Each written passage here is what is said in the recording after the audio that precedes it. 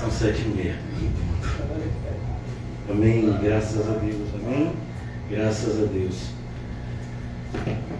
Agradecemos, Senhor, por essa noite, mais uma vez, a Tua graça, de maneira eficaz, Senhor, nas nossas vidas, nos conduzindo para mais perto de Ti, Senhor, que é onde nós queremos e devemos estar. Ajuda-nos, Senhor, numa compreensão correta de tudo aquilo que o Senhor tem a nos dizer, que não haja, Senhor, distorção, que não haja, Senhor, uma compreensão errada e equivocada da nossa parte, Senhor, mas que, pelo contrário, a Tua palavra seja como tem de ser, lâmpada para os nossos pés, luz que ilumina o nosso caminho. E tenhamos uma noite de crescente fé, pois a fé vem pelo ouvir e ouvir da Tua palavra, Senhor. Que sejamos cheios do Teu Santo Espírito, Senhor. E oramos para que haja, Senhor, mais e mais uma demonstração real de que somos Teus e de que o Senhor é o nosso Pai e Deus. Ajuda-nos a testemunhar, Senhor, da mensagem salvífica de Cristo Jesus, nosso Senhor. Que a cada respiração nossa, cada bater do nosso coração, Senhor, que cada passo que venhamos a dar seja para a Tua glória, somente para ela. Em nome de Jesus, amém e graças a Deus. Irmãos, nós estamos em Mateus capítulo 6 e hoje nós, mais uma vez, vamos trabalhar os versículos 25 a 34, aplicando a três palavras extremamente relevantes para o viver cristão e que estão sempre conectadas como um oposto da ansiedade, que é a gratidão e a santificação, a adoração. Perceba que quando nós somos gratos, nós adoramos ao Senhor e nós nos santificamos para o Senhor. O inverso também, quando não somos gratos, nós não adoramos ao Senhor, nós não nos santificamos ao Senhor. E antes da gente partir para a conclusão desse texto que já há alguns encontros temos meditado, Mateus 6, dos versículos 25 a 34, eu queria convidar vocês a uma passagem em Lucas que resume um pouco tudo isso. Lucas capítulo 19. E aqui nós vamos nos impactar com uma verdade bíblica que é muito mais fácil receber um milagre de Deus do que nos tornar um discípulo de Cristo.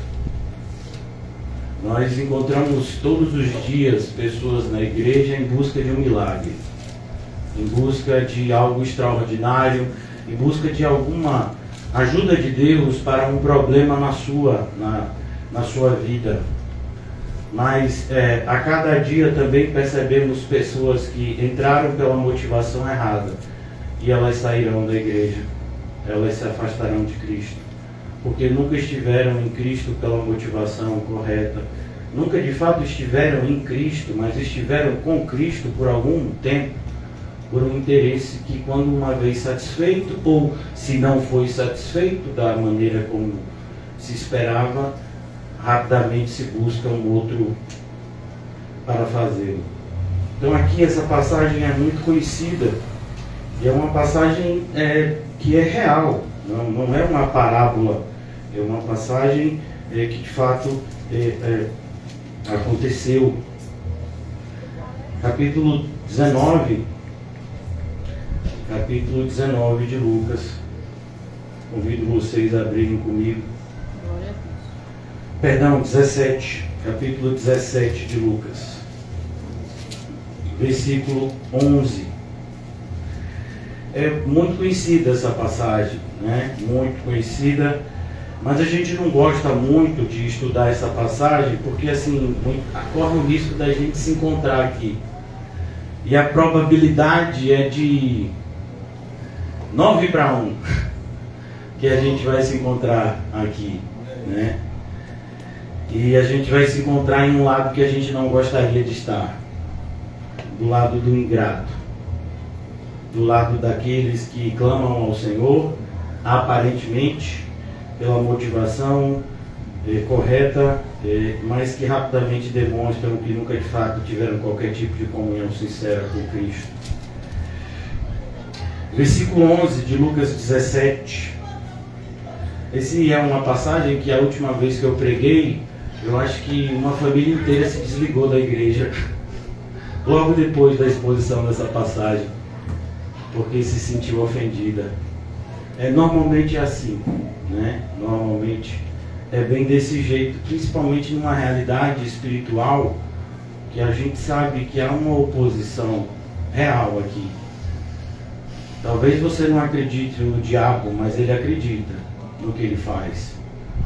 Ele não está tentando fazer com que você se enxergue como crente. O que ele quer fazer é que você pense que é crente sem ser. O que ele quer fazer é que você diga que é crente e viva como se não fosse. Porque dessa forma é o que a gente diria até no linguajar cotidiano, ele mata 2 coelhos com um tiro. Ele não só tira você de uma comunhão com o Senhor, como usa você para mostrar para o mundo que pessoas que dizem que têm comunhão com o Senhor não têm tanta comunhão assim, e acaba usando você como um desevangelizador. Então você é um desevangelizador, aonde você for, a começar do seu laço familiar, a começar da sua roda de amigos, das pessoas que supostamente você deveria influenciar por estar mais próximo, o próximo fisicamente, você é um desevangelizador. Porque em vez de você ser luz, a luz que há em vocês, a luz que há naqueles que deveriam ser luz, não tem luz, são trevas. A gente viu hoje o apagão, né? O apagão, chama a Coelba, não é comigo, foi lá na linha de não sei aonde, né? Não, o problema aqui na Bahia, não é só aqui na Bahia, não, é o Brasil inteiro, o apagão. E aí, agora, faz o quê? Não tem o que fazer, vamos esperar, vamos pegar a vela, vai que não volta até de noite, né? Então, hoje a gente viu. Pensam que é luz, não são luz. Então, você é um desevangelizador. Você entende, né? Que é muito mais grave do que aquele que não faz nada, porque não se identifica como evangélico, portanto não é visto como nada, mas aquele que se diz e não é, aí esse é problema, é muito problema para todos, inclusive para si, né? Isso que é tão importante o autoexame, é tão importante, sabe, um exame sincero, a começar, né, de mim, né, todos nós aqui, à luz da palavra de Deus, como estamos andando.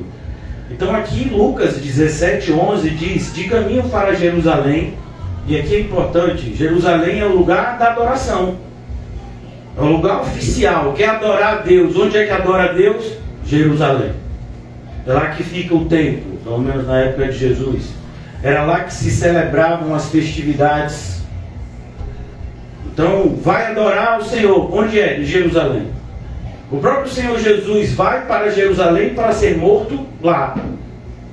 Porque é necessário que o profeta seja morto em Jerusalém. Nenhum profeta é morto fora de lá. Tem que ser lá. É para mostrar mesmo que o povo não quer ouvir a palavra de Deus. É lá, é Jerusalém. Perceba que nada aqui é aleatório. Há todo um cenário que está aqui. Muitas vezes numa leitura, como a gente fala de forma recorrida, superficial, não se percebe isso. De caminho para Jerusalém passava Jesus pelo meio de Samaria.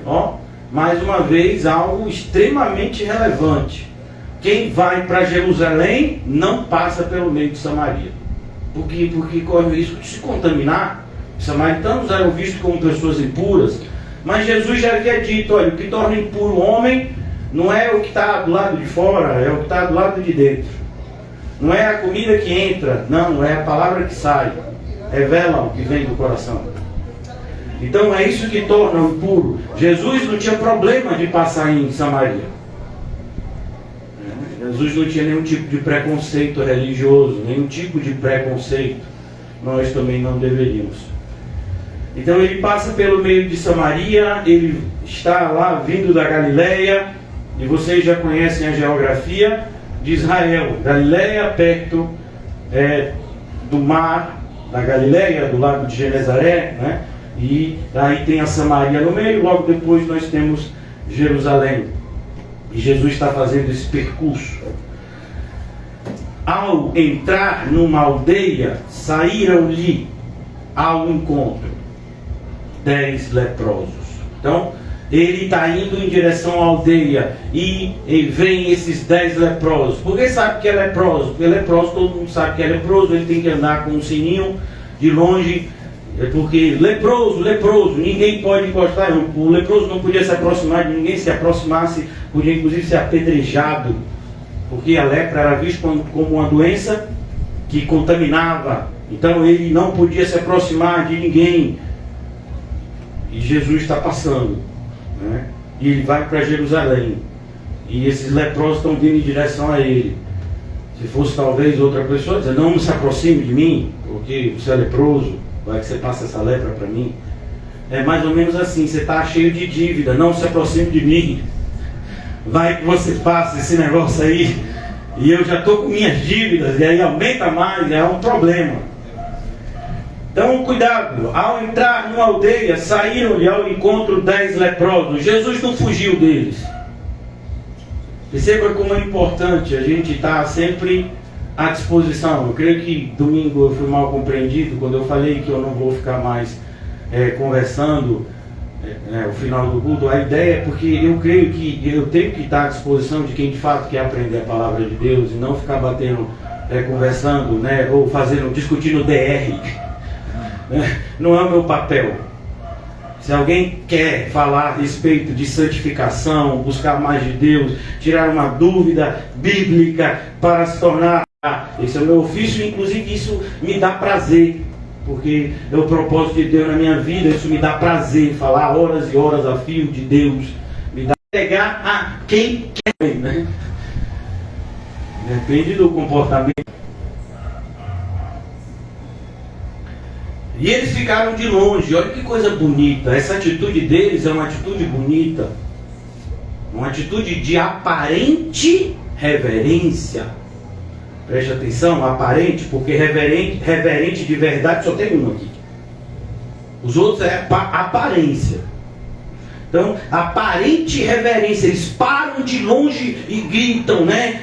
Pedindo ajuda do Senhor. Eles não se aproximam tanto assim. Ficaram de longe e lhe gritaram, dizendo: Jesus, mestre. Ó, aqui a gente já vê que é fraude. Porque a gente já aprendeu, quando você chama alguém de mestre, principalmente no contexto bíblico, todo mestre tem discípulo. É igual, por exemplo, alguém diz: eu sou professor. Sim, você é professor. Você tem quantos alunos? Nenhum. Então você não é professor. Você deseja ser professor, né? Porque professor tem que ter aluno. Pastor tem que ter pessoas que pastoreiam. Hoje pastor virou título. Não é título. Pastor pastoreia. Professor ensina. São relações, né, que se complementam. Aluno, professor, pastor, né, ovelha. Então são relações complementares. Mas a gente vive num mundo, né, que não é muito apegado à lógica, né? A gente não tem problema em ser contraditório. A gente diz que é conceito.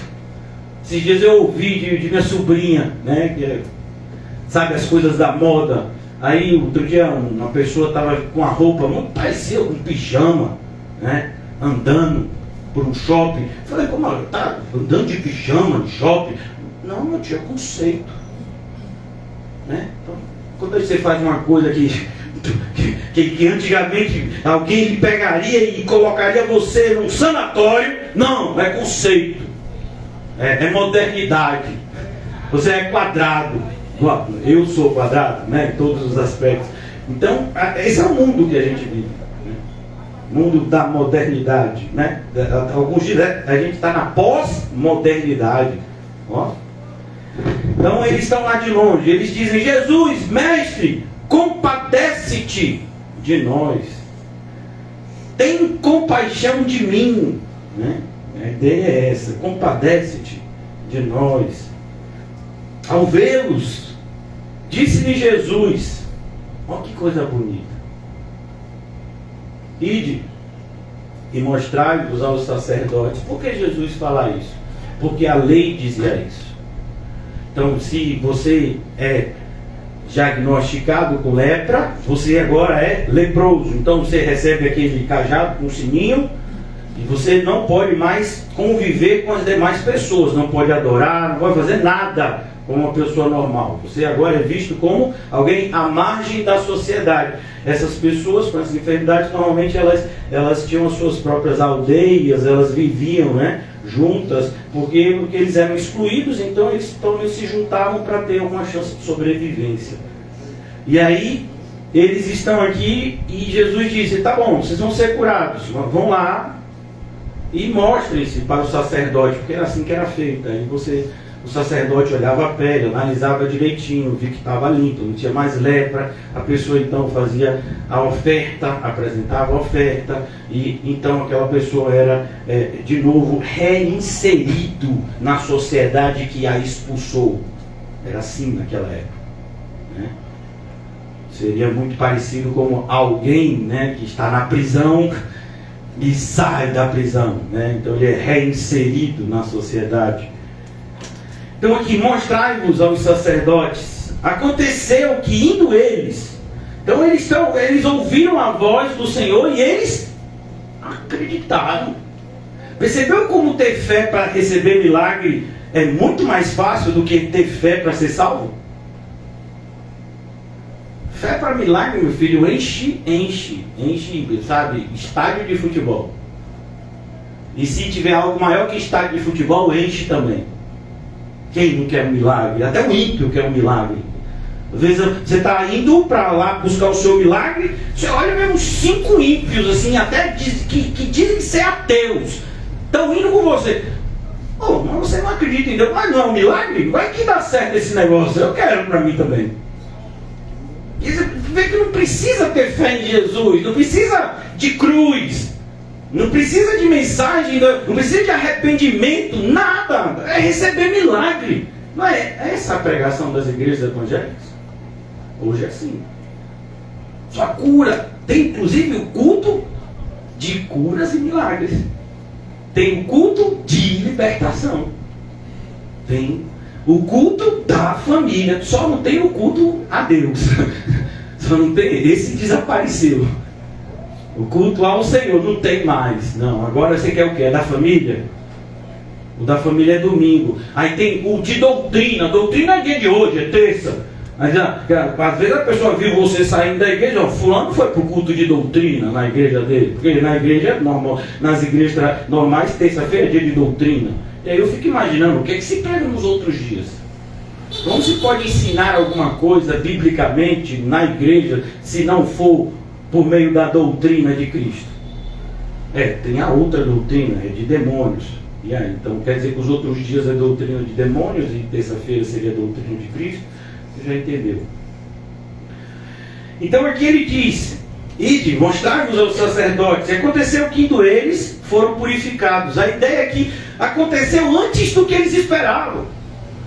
Na mente dele talvez não, quando a gente chegar lá no templo, quando a gente chegar lá, e aí a gente vai ser curado, a gente vai puxar assim a roupa, vai estar limpa, vai ser muito legal. Mas eles estavam andando e antes do que eles imaginavam, chegou o milagre. E aí agora? Agora mudou tudo. Não sei se você já conheceu pessoas, eu acho que isso é muito raro, eu acho, né? Pessoas que têm uma aparente humildade quando estão passando um momento de dificuldade. O momento de dificuldade passa, a pessoa não te dá mais nem bom dia. A pessoa te despreza na rua. A pessoa te olha como, sabe? alguém desprezível, né? E pois é, tem muito isso, né? Infelizmente na igreja evangélica tem muito isso. Onde não deveria existir de forma alguma, tem muito isso. Muito isso, né? Principalmente em relação ao pastor. Porque se tem alguma pessoa que evangeliza, a própria Bíblia diz, se aquele que divide com você a palavra, que está lá em Gálatas 6, faça dele também participante. Não, pastor tem que sofrer. Ah, negócio de pastor com vida fácil, eu vou desviar o pastor? Não, eu quero um pastor espiritual. Não, chicote nele, pedrejamento. Porque, né? Se eu facilitar a vida dele, né, ele se desvia. Ele já está quase desviando uma luta que ele está passando, como ele está. Imagina que eu facilitar. Por isso que eu não facilito, né? Imagine. Por isso que tem um filme, inclusive, que fala de Judas Iscariotes, que diz que Judas Iscariotes teria entregue Jesus com ótimas intenções. Ele queria, na verdade, que Jesus se revelasse, né, como todo o seu poder. Então, na mente de Judas, isso é uma pessoa que não tem nada a ver com a Bíblia que criou o filme, né? Então a pessoa diz assim, não, Jesus não quer se revelar, então eu vou dar um empurrãozinho. Eu vou entregar ele na mão dos ímpios, e aí quando ele estiver lá, ele não vai aceitar. Ele não vai aceitar ser espancado, ele não vai aceitar ser preso, ele não vai aceitar essas coisas. Então ele vai se revelar como Deus e vai botar o povo ruim para correr. Judas Iscariotes, pessoa muito boa, entregou Jesus porque ele queria que Jesus desabrochasse. Ele achava que Jesus talvez fosse como uma borboleta, né? Estava vivendo uma vida muito aquém do que ele deveria viver. Então ele tinha que se revelar. Aí ele vai lá e entrega Jesus. É um filme que diz isso. E inclusive tem teses e mais teses de teólogos que defendem esse posicionamento. Tem crente que pensa assim também. Porque eu vou facilitar a vida de alguém? Não, bota para sofrer. O sofrimento não é bom. Cuidado, irmãos, porque se você faz alguém sofrer, você vai ter que prestar conta disso a Deus. Talvez até a pessoa que você está fazendo sofrer vai ser abençoada. Porque se é ele ou ela que está sofrendo injustamente é crente, tudo coopera para o bem. Mas aquele que está fazendo sofrer injustamente vai colher alguma coisa de bom? Nada. Então é por isso que a gente tem que estar com muito cuidado acerca das informações que o mundo nos lança. Então esses leprosos aqui, eles conseguiram o que queriam. E o que eles queriam não era salvação.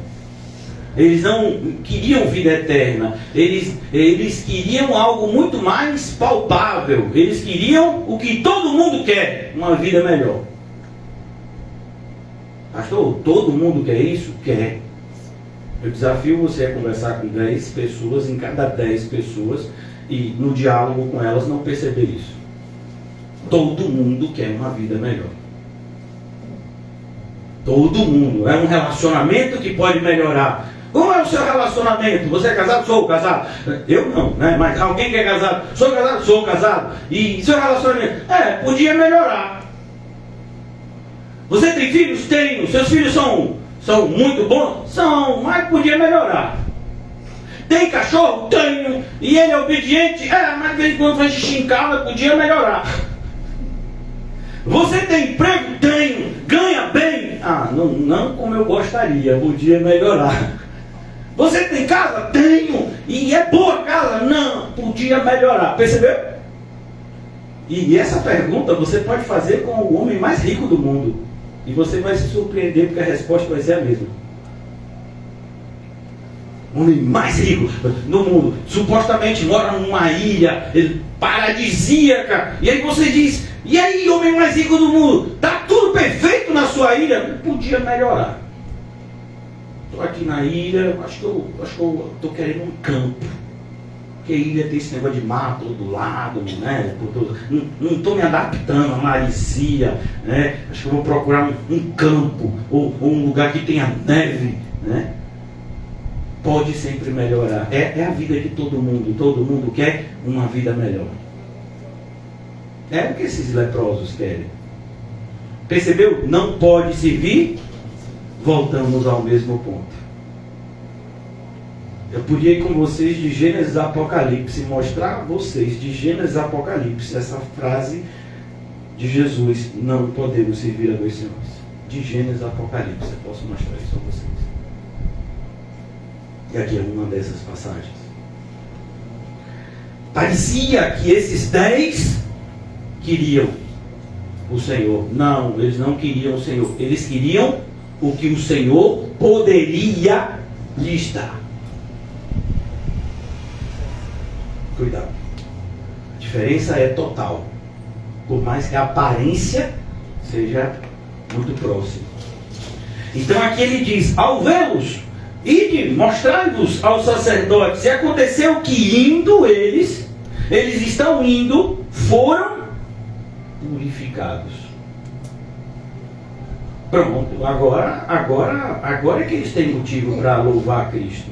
Agora é que Jesus vai ser louvado, Jesus vai ser visto como de fato deve ser. Um dos 10, vendo que fora curado, voltou. Mas como assim? Um dos 10? Um dos 10? Por que só um dos 10? Porque gratidão é algo muito raro. Gratidão é algo muito mais raro do que a gente imagina. Principalmente gratidão no sentido espiritual. É muito mais fácil você ser grato por um vizinho que lhe estende a mão na falta de 1 quilo de açúcar, do que você ser grato a alguma pessoa que te evangelizou, que te discipulou. É muito mais fácil você ser grato pelo quilo de açúcar. É muito mais fácil você ser grato por um professor que te orienta no TCC do que você ser grato a Deus por uma igreja bíblica que você congrega. Não sei se você está me entendendo. É muito fácil a gente ser grato. Muito mais fácil a gente ser grato por coisas materiais do que pelas espirituais. E você acha que Paulo foi abandonado? Porque você acha que Demas abandonou Paulo porque amava o mundo? E Paulo é um exemplo de muitos outros. Aqui ele diz: um dos 10. Um dos 10. E é a matemática bíblica. Parábola do semeador. 4 tipos de solo, uma semente. Joga a semente. Qual é o solo que vai dar fruto? 1. Mas são 4 tipos de solo, mas só um vai dar fruto. 25%. Aqui só 10%. Percebe que gratidão é difícil? Olha a matemática. Lá é 4 para 1. Aqui não, aqui é 10 para 1. Gratidão. Gratidão. É o que o povo do deserto não tinha. Deixe marcado aqui Lucas, a gente vai voltar. Como eu tenho bastante tempo, são 6h19 ainda. O culto nem começou, né? A gente ainda está no aperitivo. Brincadeira, viu, irmãos? Aqui. Então, 1 de Coríntios. 1 de Coríntios, vocês sabem a realidade de Coríntios, né? Todos vocês estão familiarizados com a realidade dessa igreja, como precisou ser duramente repreendida por algumas vezes, né? Não só uma, algumas vezes. E aqui em 1 de Coríntios 10, o apóstolo Paulo fala o seguinte, a partir do versículo 1, não sei como é que está na sua Bíblia, na minha, diz assim: exemplos da história de Israel. Versículo 1, ora irmãos, é como se Paulo estivesse dando uma aula de Antigo Testamento. Por quê? Porque os coríntios eram gregos, então eles não estavam familiarizados com o Antigo Testamento. Ora, irmãos, não quero que ignoreis que nossos pais... Mas, Paulo, eu não tenho familiaridade com o povo judeu. Tem sim, porque todos somos descendentes de Abraão. Pela fé. Não quero que ignoreis que nossos pais estiveram todos sob a nuvem. Aquela nuvem que guiava o povo no deserto, 40 anos.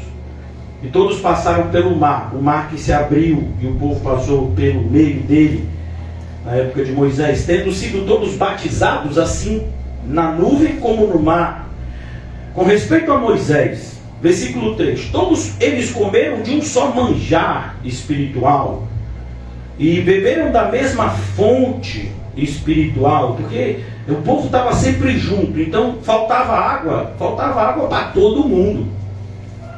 Então, tem água, tem que ter para todo mundo. As 12 tribos andando sempre juntas, como deveria ser.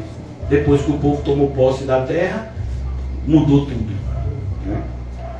Então ele diz, beberam, porque bebiam de uma pedra espiritual que os seguia, e a pedra era Cristo. Ó, lembram porque Moisés não entrou na terra prometida? Porque ele bateu na pedra que ele deveria falar. Olha o perigo do pastor perder, né, a paz, ficar ansioso por conta da queixa do povo, porque foi o que aconteceu com Moisés. O povo estava indignado, falta de água, Moisés já falou com a pedra não respondia, ele bateu na pedra, saiu água, saiu. Aparentemente deu certo, não deu. E agora vai entrar na terra prometida? Não, Moisés, você não vai entrar, eu até vou aliviar, vou deixar você ver do monte, mas você não vai entrar. Por quê? Porque você bateu, era só para falar. Mas o povo me agoniou. Mas você tinha que dar exemplo, Moisés. Não foi você que intercedeu por eles quando eu quis destruí-los? Ou vocês já esqueceram que isso aconteceu? Deus queria destruir todo mundo, Moisés intercedeu. Percebe a responsabilidade de quem conduz? Como é grande? Não, a gente não percebe, a gente só acha que o pastor é aquele que tem a vida tranquila e rouba o dinheiro de todo mundo. Porque é isso que as pessoas pensam. A Bíblia apresenta uma outra versão. Todos eles comeram. A pedra que estava lá, que brotava água, era Cristo. Versículo 5. Entretanto, a adversidade, parece que está tudo acontecendo bem. Não está acontecendo bem não. Tem uma coisa aqui que não vai dar certo. Entretanto, Deus não se agradou, preste atenção agora, da maioria deles. Da maioria. E aí a gente volta 10 para 1, 4 para 1.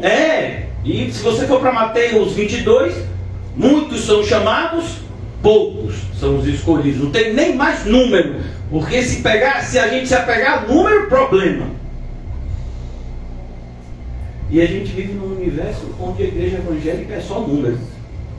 Vamos contar aqui quantos crentes, vamos contar quantos batismos, vamos contar quantos crentes. Irmão, vamos com calma. Um tempo atrás, eu não sei se os irmãos se lembram, alguns meses atrás, talvez 2, 3 anos, não estou muito bom de data. Chegou uma época que estava faltando cadeira. Teve uns 2 cursos, faltou cadeira. Os irmãos, pastor, a gente vai para um lugar maior. Pastor, Deus está trazendo pessoas. E eu aqui. Irmão, calma. Vamos dar um mês. Não precisou não, só precisou uma semana mesmo. E aí, metade. Porque é assim, irmão. Às vezes não está entendendo. Às vezes está entendendo, mas acha que vai mudar. Não. A santificação é o propósito na pregação. A santificação que glorifica a Deus e que dói na carne. E dói porque tem que doer. Incomoda porque tem que incomodar. Já dizia Martin Lloyd Jones que um dos melhores instrumentos para afugentar os bodes é a pregação bíblica. Porque quando você prega biblicamente, aquele que fica com o comichão no ouvido não vai aguentar muito. A não ser que traga o celular e fique se distraindo. Mas até isso pode incomodar também, né? Porque Eu acho que minha voz, meu tom de voz é meio desafinado, então pode incomodar, tirar a concentração, né? Então aqui ele diz, versículo 5, entretanto Deus não se agradou da maioria deles, razão porque ficaram prostrados. Prostrados aqui não é de joelho não, quem dera, prostrados é mortos no deserto. Ora, estas coisas se tornaram exemplos para nós. Nós quem? Igreja. Vale para a gente? E como? Para nós, igreja. A fim de que não cobicemos as coisas más. Pastor, o senhor vai dizer isso de novo? Não podemos servir a dois senhores. Percebeu? Para que não cobicemos as coisas más. Porque se a gente está cobiçando coisas más, é porque a gente não está servindo a Deus. Pastor, mas tudo está assim, ligado? E você achava que não? Claro que está ligado. Toda a Bíblia está interligada com princípios que podem ser encontrados em toda ela.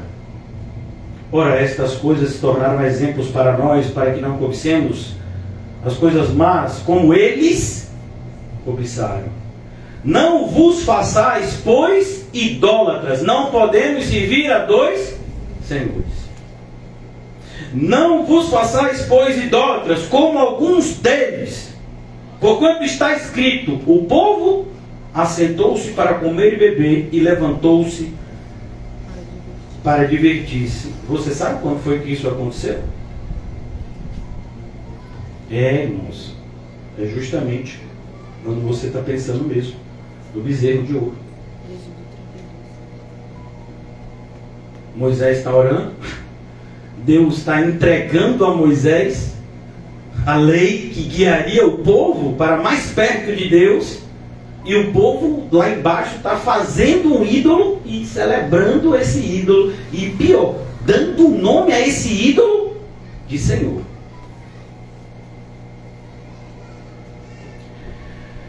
Versículo 8. E não pratiquemos imoralidade. E está tudo conectado, claro que está tudo conectado. Eu não sei se já chegou a vocês essa informação. Essa informação já tem anos e com certeza deve ter piorado. A internet tem muito conteúdo, sim ou não? Sim. Mas vocês sabiam que mais de 60% de todo o conteúdo da internet é imoralidade? Ou seja, 40% fica para o resto.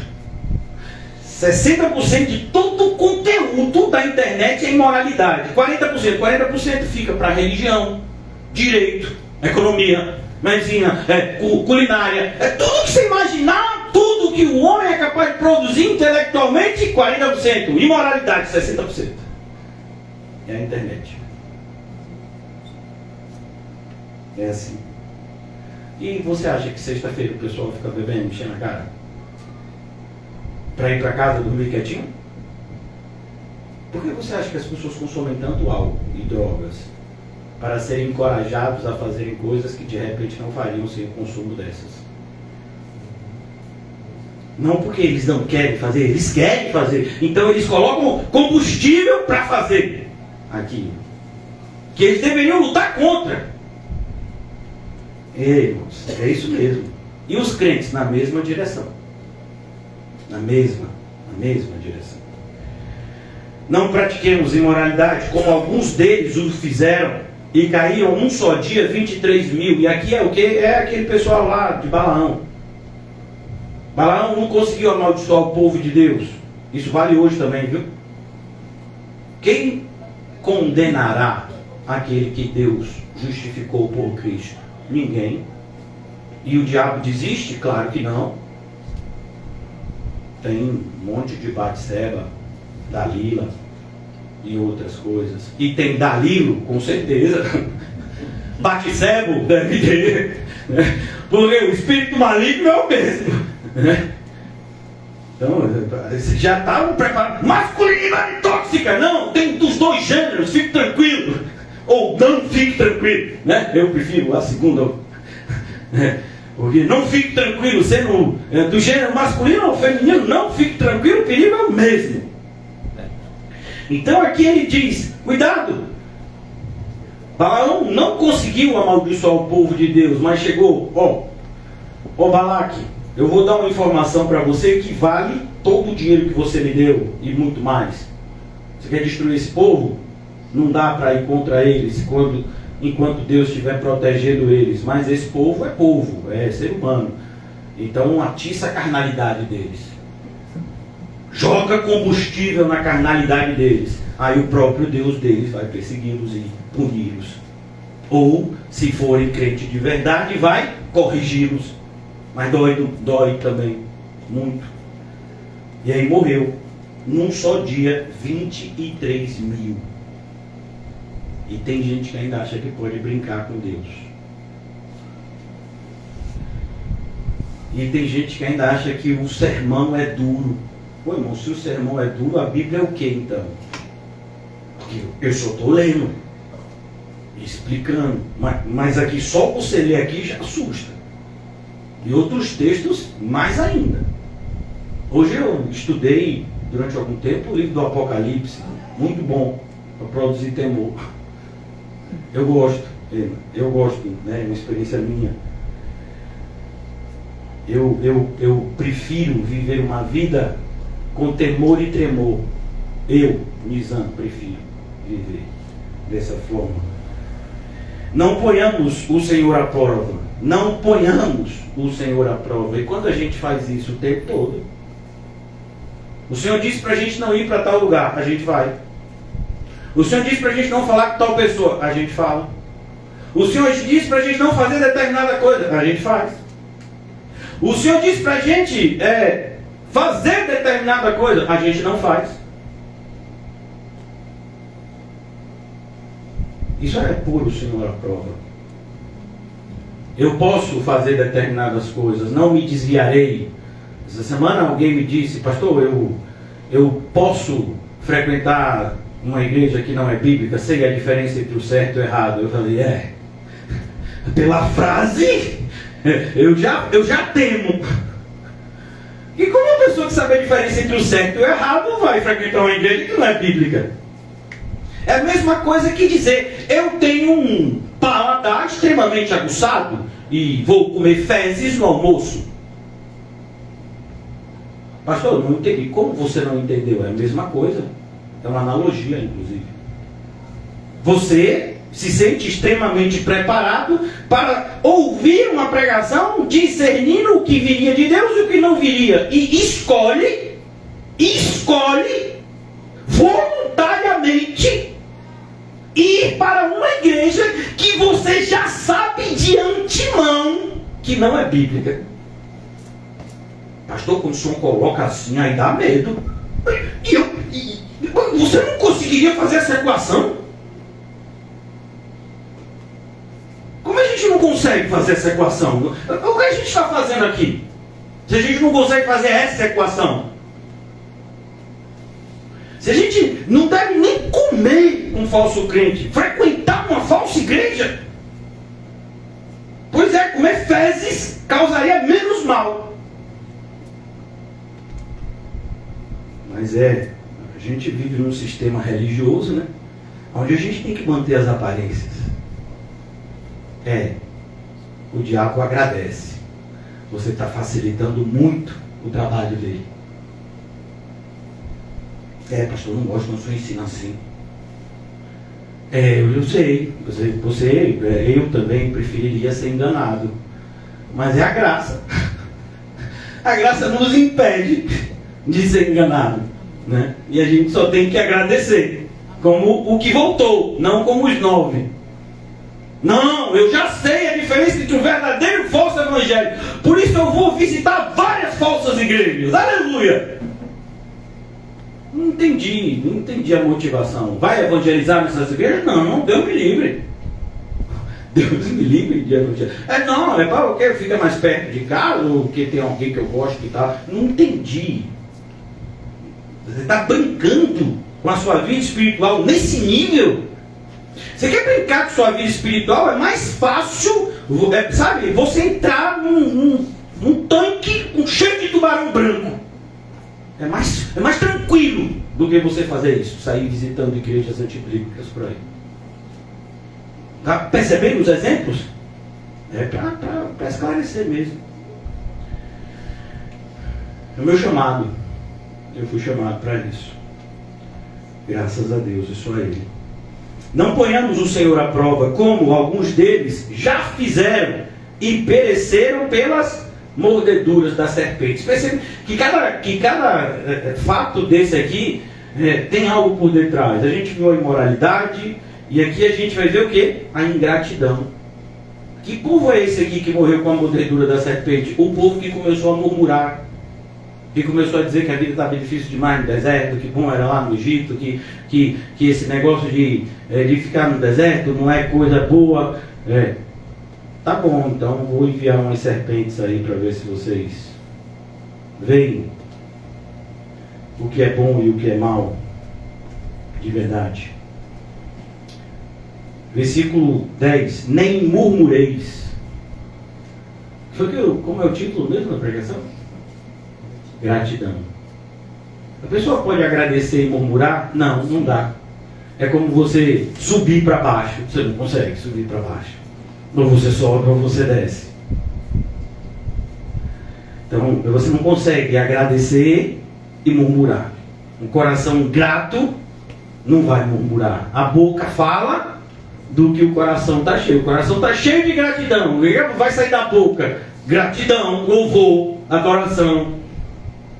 A pessoa está cheio de um sentimento de ingratidão contra Deus. Vai sair o que da boca? Murmuração.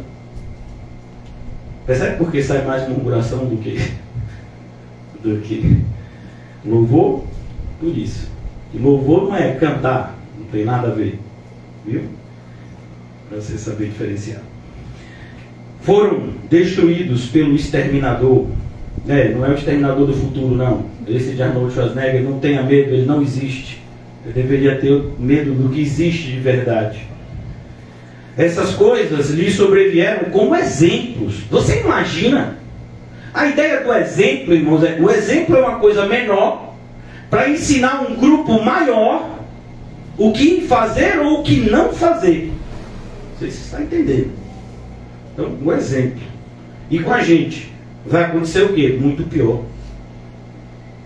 Por isso que a pessoa que diz o Deus do Antigo Testamento era terra e vão, o Deus do Novo Testamento é tranquilo, não entendeu nada da Bíblia.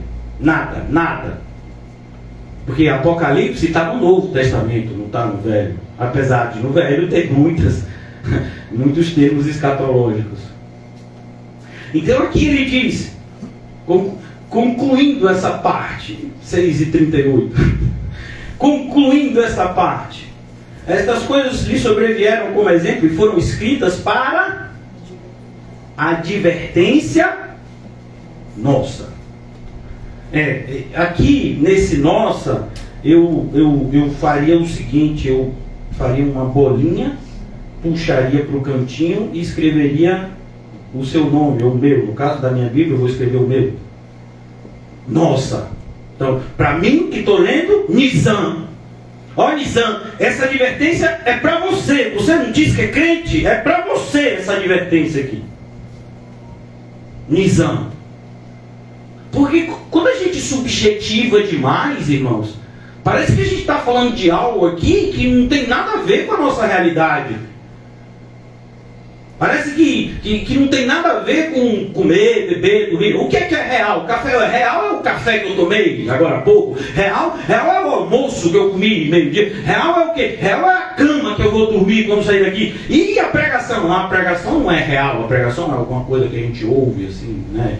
E fica como algo fantasioso. Não, irmãos, é real. É muito real o que está escrito aqui. Por isso a gente tem que fazer o máximo para tirar isso da gente. A nossa natureza, ela quer olhar para a Bíblia com um sentimento muito próximo daqueles que estudam mitologia. Zeus, Perseu, Afrodite, tantos deuses no Olimpo. Não, a Bíblia não tem nada a ver. A Bíblia é um livro verdadeiro que fala a verdade. A Bíblia é a verdade. Então, O que quer dizer isso? Quer dizer que essa cadeira só é cadeira porque pela Bíblia eu posso entender que o ser humano recebeu inteligência para Deus para manipular elementos e fazer uma cadeira. Essa cadeira só é real para mim por causa da Bíblia. É assim que o cristão vê o mundo. Percebe como está faltando cristianismo nos crentes? Então quer dizer que esse púlpito é mais real do que as palavras que a gente acabou de ouvir? Não, não são, não é. Por que a gente tem um púlpito? Porque a palavra disse que quando a gente for pregar, tem um pastor que ensina e os irmãos que dizem crentes e querem aprender, ficam ouvindo para aprender e praticar e ensinar para outros. Por que a gente faz isso? Porque está aqui. Não é porque todo mundo fazia isso antes de nós. Pastor, toda a igreja faz assim. Não interessa. Tem que estar na Bíblia. Tem que ser bíblico. O diabo investe muito nessa área da gente tratar a Bíblia como algo meramente intelectual, meramente atrelado às ideias, né? E fica lá no campo das ideias. A gente não traz no sentido prático. Não muda a vida de ninguém. Fica só no debate. Tem até os programas, né? Debatendo pontos de vista. Você acredita na predestinação ou no livre-arbítrio? Pastor, se chamarem você para um lugar, nunca vão me chamar, fique tranquilo, nunca irão me chamar. Não tenho formação teológica, não tenho diploma de mestrado, nunca vão me chamar. Mas e se chamarem? Não vou. Eu vou fazer o que lá? Não, é prova que você sabe mais. Não tem que provar nada para ninguém. Eu não estudo a Bíblia para provar para pessoas que eu estou certo, não. Eu estudo a Bíblia para ser um obreiro aprovado, e como obreiro aprovado, glorificar o meu Salvador. Combater o bom combate da fé é uma das partes do nosso ofício. Mas a gente não faz isso desconectado de Cristo. Em uma motivação para mostrar que somos mais inteligentes do que outros, não. Mas tantas pessoas fazem isso, pois é, para você ver a numeração, lembra-se? 10 para 1, 4 para 1, aqui um bocado, pois é. Essas coisas sobrevieram como exemplo, exemplos, plural, e foram escritas para advertência nossa. Alguém sabe o que é uma advertência? Alguém já tomou uma advertência na escola? Eu já. E depois da advertência veio a expulsão. Na verdade, eu não fui expulso, eu fui convidado a sair, né? Mais educado, né? De quantas escolas? 3 em um único ano. Nossa, Jesus. Então, vocês têm uma ideia, né, de como Deus age. É assim mesmo. Então aqui ele diz, mas eu vejo que hoje em dia você é uma pessoa assim tão tranquila. É, irmão, o poder de Deus, purinho. Purinho, né? Eu não vou nem dizer para vocês como eu era conhecido antes. Nem vou dizer. Né? Pessoas passam dizendo, não acredito, pastor da igreja de vocês. Não. Nesses 12 anos teve gente que eu tenho que ver, e veio só para ver mesmo, nunca mais voltou. Eu tenho que ver isso. Hoje facilitou, porque vê pela internet, né?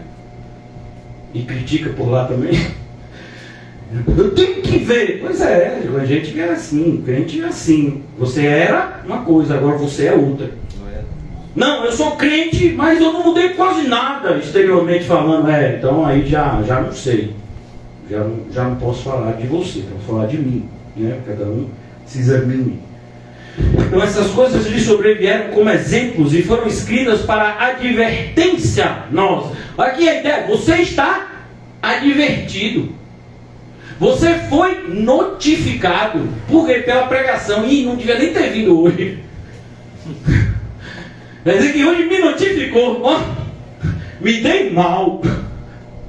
Olha a mentalidade que chega de um crente hoje em dia.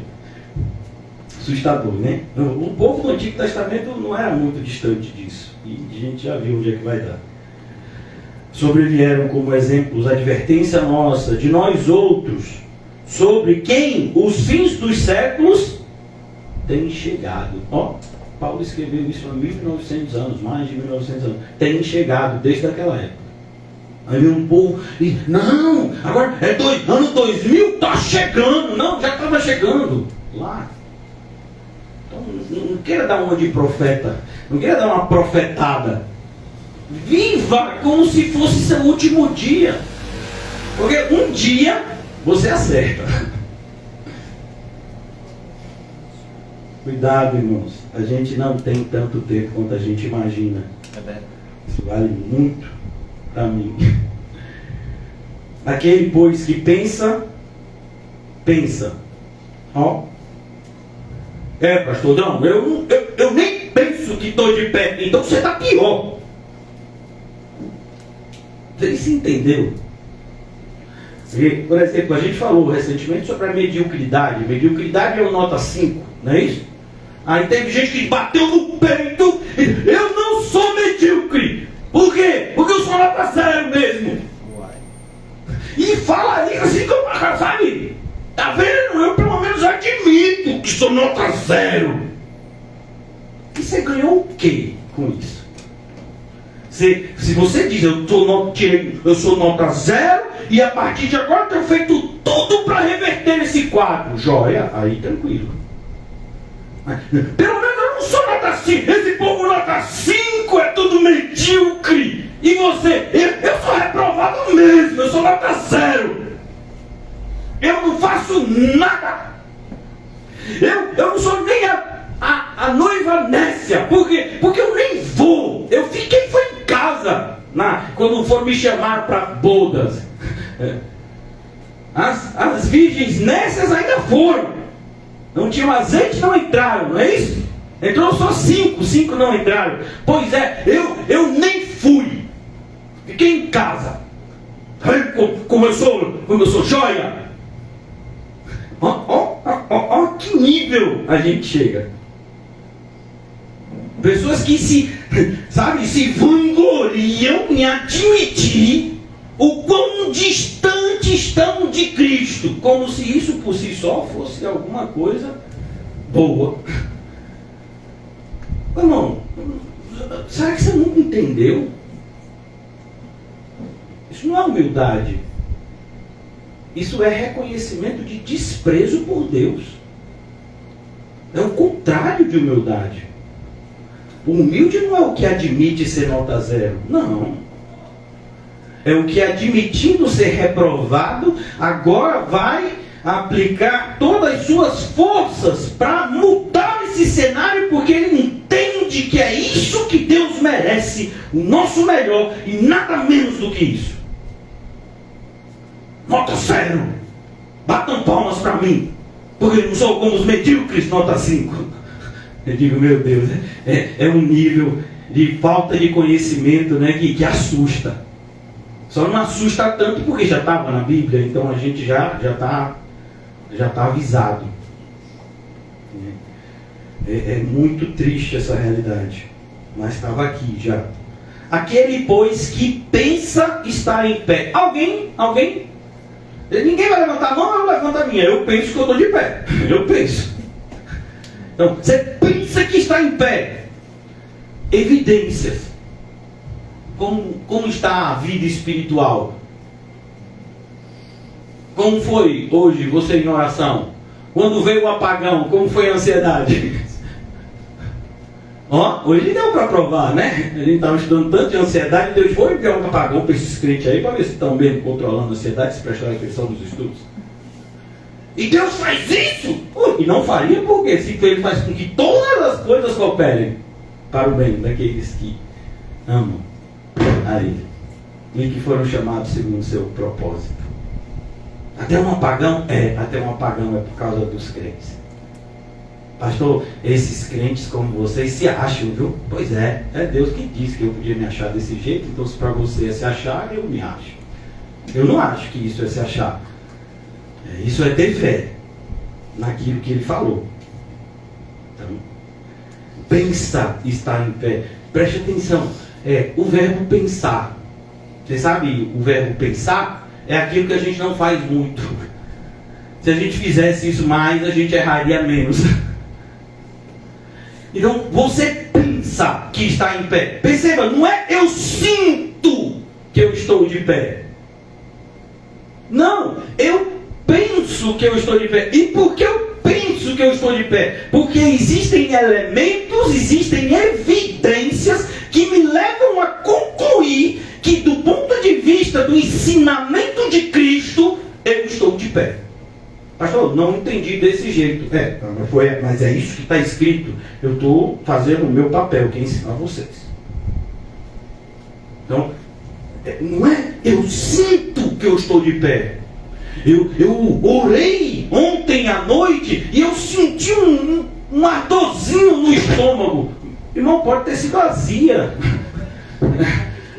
Sabe? Eu senti um calor, estava quente mesmo ontem. Então, é isso que você tem que imaginar. Você tem que pensar para antes de falar que está de pé. Eu estou de pé. Pensou? Calculou? Levou em consideração tudo que Jesus ensinou? Pronto. Aí agora você dá o seu veredito acerca de você. Inclusive nessa carta, a direção é para lá. Lá no capítulo 11, que a gente conhece tão bem por conta da ceia. Examine-se o homem. Pensa. Examina. Tudo está conectado. Pensa que está em pé. Não é sente que está de pé. Eu sinto que eu sou crente. Meu irmão, você sente dor de dente. Né? Você não sente que é crente. Crente você sabe que é. Eu sei em quem eu tenho crido. E Ele é poderoso para guardar o meu. Eu não sei o seu. O meu depósito. Até aquele dia.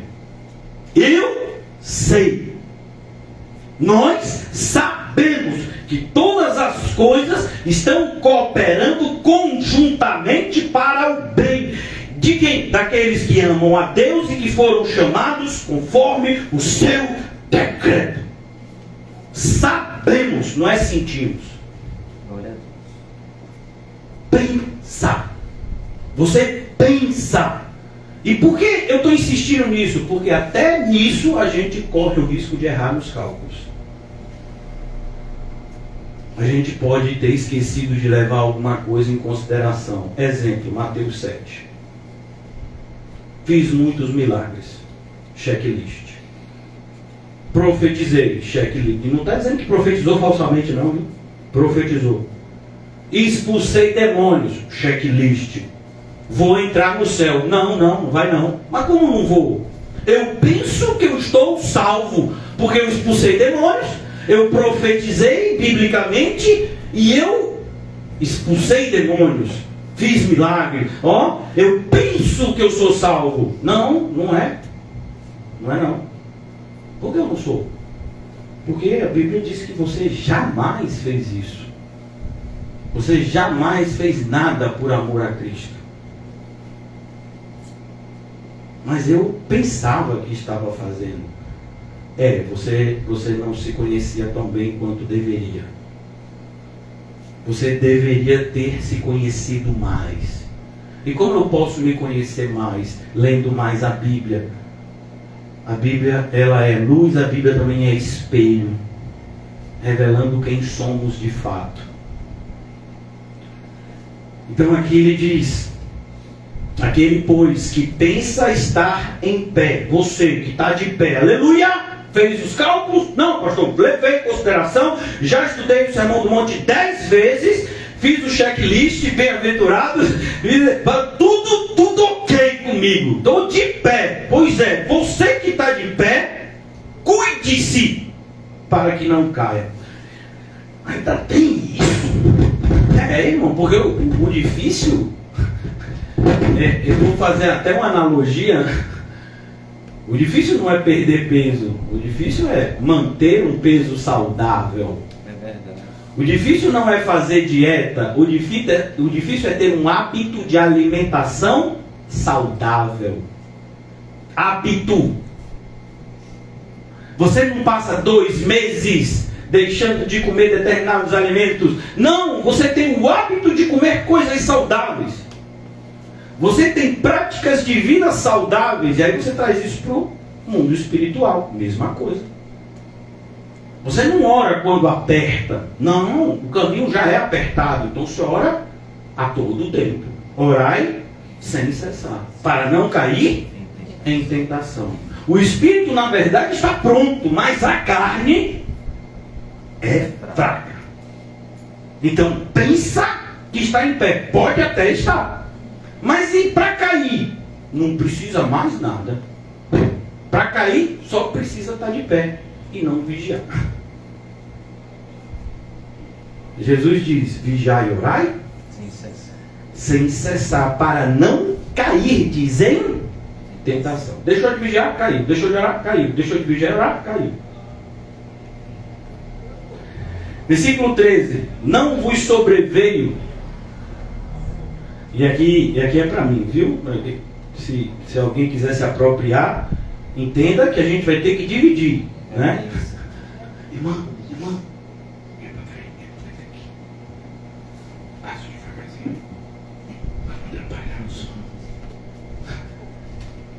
Então, não vos sobreveio.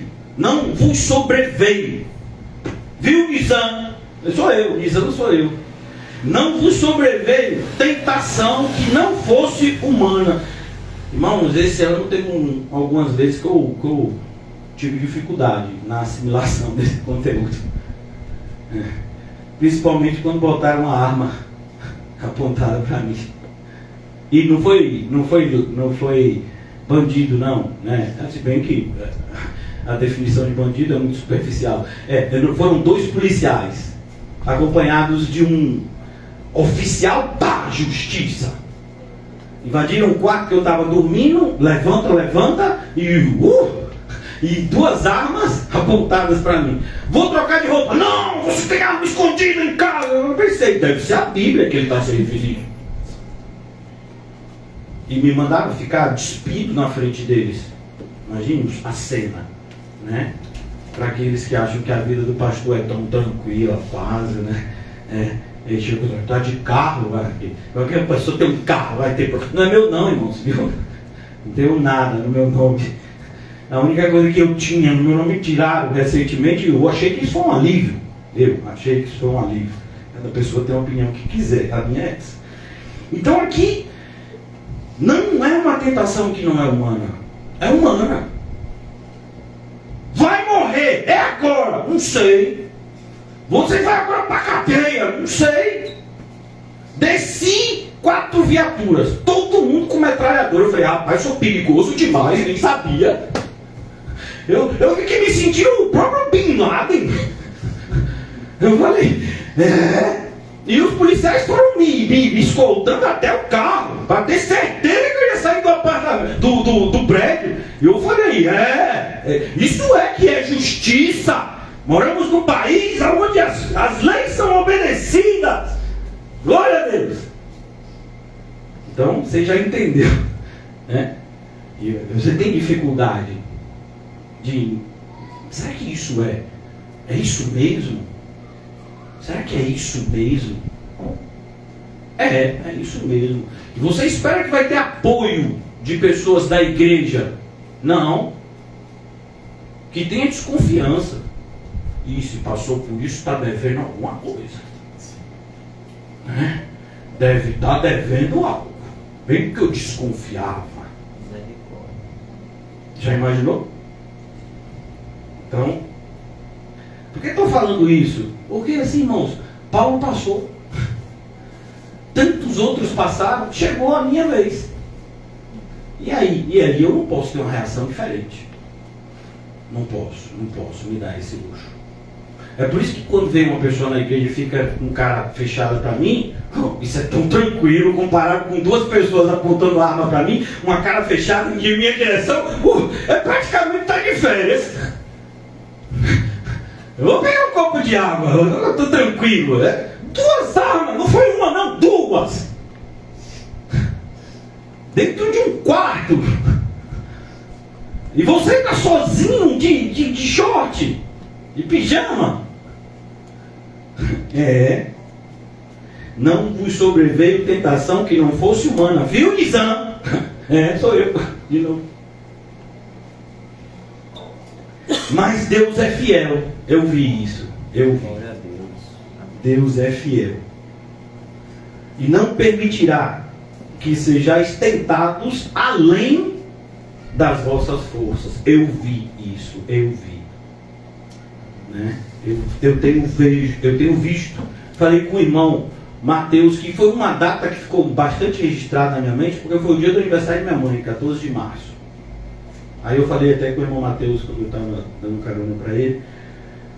Foi dia 14, domingo, não foi? Segunda foi 14, né? Falei, pois é, hoje faz aniversário. Diga aí, de expulsão. Para de 5 meses. Né? Então, via claramente, né, uma vontade, né, de fazer um mal muito maior do que estava sendo feito. Mas Deus é fiel. É isso que muitas vezes o ímpio não conta. O falso crente não conta. Com o quê? Com a fidelidade de Deus. Glória a Deus. Não foram 2, não. Foram 40 homens que juraram que só iam comer quando Paulo fosse morto. Então você viu que Paulo, para eu chegar no chulé de Paulo, vai demorar muito, né? Mas o irmão já profetizou. Vai piorar muito, pastor. Então eu creio que eu estou no começo, né? Então, Paulo, 40 homens. Não, a gente jurou aqui. Já viram isso no desenho bíblico? O desenho bíblico é bem fidedigno ao texto lá de Atos. 40 homens fizeram juramento. Não, ninguém aqui vai comer enquanto não matar esse miserável desse Paulo. Porque a única forma de calar Paulo era matando. Sabiam que não adiantava querer colocar medo em Paulo. Paulo não se sentia amedrontado. A única coisa que constrangia Paulo era o amor de Cristo. Glória a Deus. E aí tem que matar 40.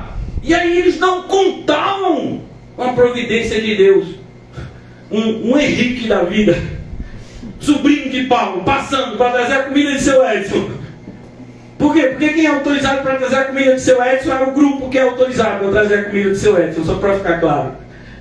Então, aí trazendo a comida de seu Edson, ouviu. Estão querendo matar meu tio Paulo. Foi correndo até a prisão e disse: meu tio Paulo, estão querendo te matar. Tio Paulo falou, tio Paulo, para ficar claro, é o apóstolo Paulo, ele é sobrinho. Meu tio disse por contar tudo que eu ouvi para o senhor, que é o que guarda aqui ele, né? Pois é, então ali era aquela casa ali, 40, tudo reunido, eles vão matar ele aqui. Ele mandou na hora chamar lanceiros, soldados, e levou Paulo em segurança. Não contavam com aquilo. Glória a Deus. Ou eles morreram de fome, ou quebraram a promessa. Não sei o que foi que aconteceu. Por isso você não sabe, pastor, porque não está na Bíblia. Então não posso conjecturar. Só posso dizer que aconteceu uma dessas duas hipóteses, né? Ou morreram de fome, ou quebraram a promessa. Por quê? Porque Paulo eles não conseguiram matar. Então, não, é esse Paulo que está dizendo aqui. Por isso que quando você levar em consideração, eu penso que estou de pé, coloque os dados corretos, para que você não se veja surpreendido por informações falsas que você mesmo deu a seu respeito. Isso inclusive é crime. Às vezes a pessoa vai preencher uma ficha, bota um monte de coisa que não existe. Endereço, bota um endereço falso. Telefone outro falso. Tudo falso na ficha. E assina lá. Por quê? Porque é para ganhar o benefício. Só ganharia o benefício desse jeito. Então você já entendeu que não é benefício, é malefício. Esse dinheiro não vai te abençoar em nada. Glória a Deus. Se você for crente, não vai. Não vos sobreveio tentação que não fosse humana, mas Deus é fiel. Deus é fiel.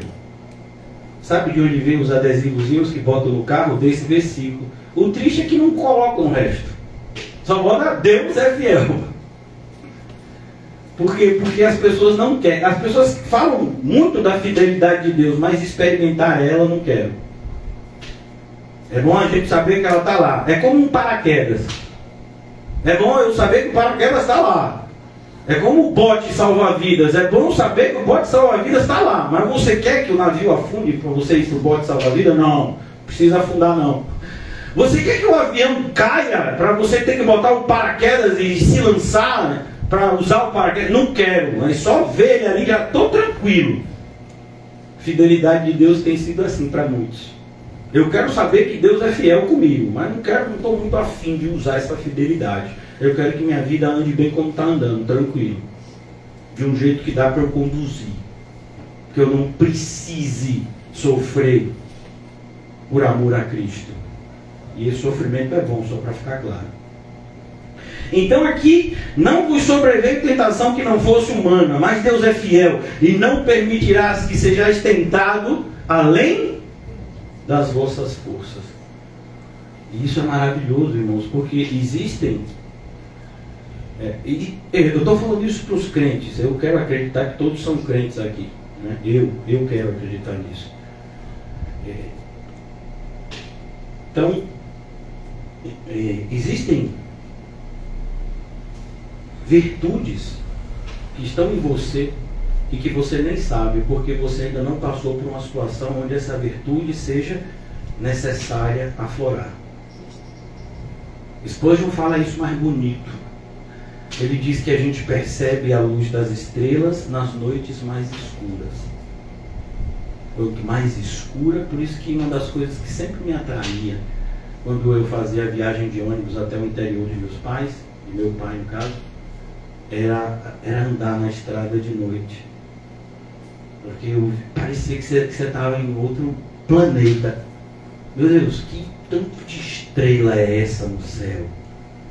Né? Que coisa linda é o céu estrelado. Eu acho que eu sou muito bobo, né, irmão? Mas eu aprecio essas coisas. E a gente percebe isso porque está tudo escuro. Não tem o mínimo de iluminação, né, que a gente chamaria urbana. Aí você está lá naquele ônibus atravessando a noite, você bota o rosto assim, está tudo apagado. Tem gente que é como alguns irmãos aqui, o motorista ligou o motor. Eu não pego muito no sono em viagens, tenho dificuldade. Já fui uma vez o ônibus que eu fiz o trajeto foi assaltado. E também por outros motivos não sou muito de dormir, né, em ônibus, por mais longa que seja a viagem. Mas tem gente que motorista ligou, não sei nem na rodoviária, a pessoa já está dormindo. Eu digo, rapaz, esse daí confia até que pegou o ônibus certo. Quem vai dizer que pegou o errado? Né? Dormiu na rodoviária, já lá, nem saiu do percurso, né? Eu fico vendo assim, que coisa linda. Mas por quê? Porque está muito escuro. Então, nesse dia, no dia os puritanos chamavam, né, aquele dia que o Salmo 23 fala, onde você passa pelo vale da sombra da morte. Os puritanos chamavam de a sombra da alma, a dor da alma. É como se fosse o pior dia da sua existência até aquele momento, porque às vezes pode piorar, né?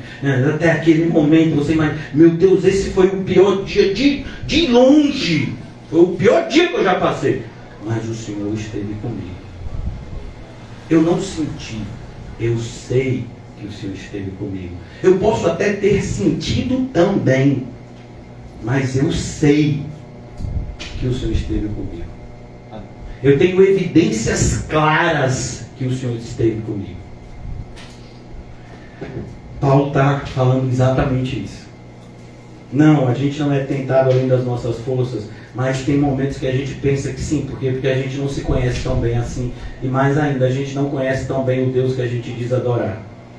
Em Filipenses, Paulo nos ensina um pouco mais acerca desse assunto e diz, eu posso todas as coisas naquele que me fortalece.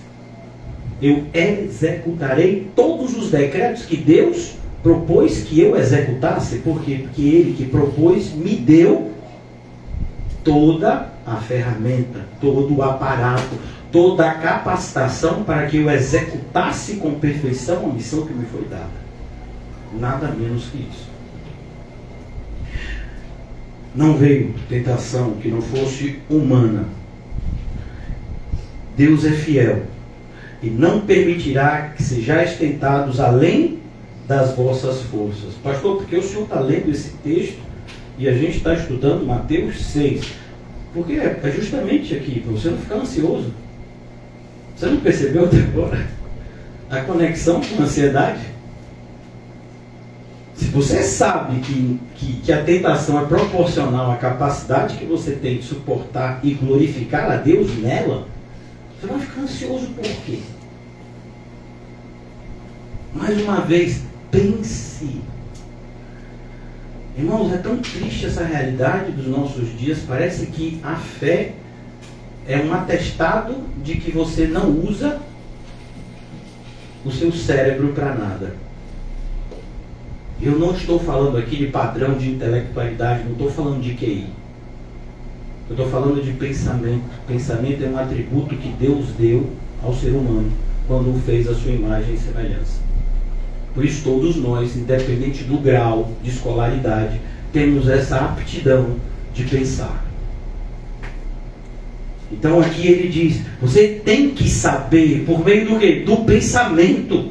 Por isso que Jesus traz isso de maneira tão clara, algo que no Antigo Testamento o pessoal não estava entendendo tão bem. Então Jesus fala expressamente, você deve amar a Deus de todo o seu coração, toda a sua alma, toda a sua força. Aí Jesus acrescenta, não tinha lá no Antigo Testamento, e também de todo o seu entendimento.